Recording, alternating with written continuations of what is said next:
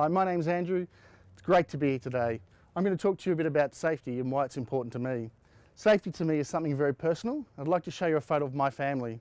My wife's a ventulator, and it's so important to me that she can return home safely every day. I also have a son who hopefully one day will be in scouting and another one on the way. Got to tell you, it's a personal journey. It's not about risk assessments and documentation and paperwork. It's all about our people. So we agree that safety is personal. Of recent times, we've had some very serious injuries to some of our members. This has also led to investigations by government authorities, including an enforceable undertaking by WorkSafe Victoria.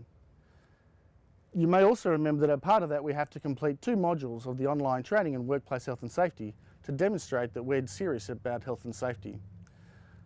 Does that mean we're going to change our activities? No, it doesn't, but it means that we have to put in place the right practices and change some of the ways we do things to make sure we can deliver our amazing program. As an organisation, we can't accept high impact injuries. It's okay if we have the occasional scratch and bump and bruise. That's part of our program.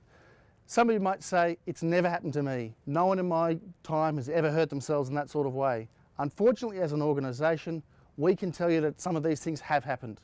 So what does that mean for us? It means we have to change the way we do some things, and it also means we have to increase our focus on our risk management. What does risk management mean? Is it about filling in paperwork? No, it's not, but the paperwork is really critical so that we can demonstrate that the right thinking has been done.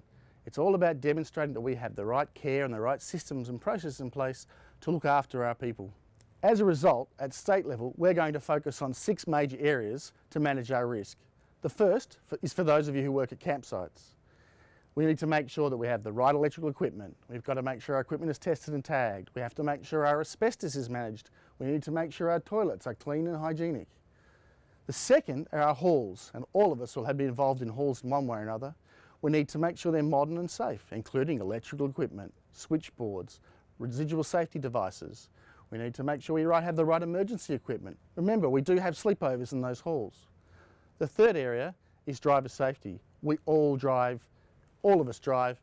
Fatigue management is one of our biggest risks. How many of us have driven home from a camp feeling a little tired, had your eyes starting to drop to the ground?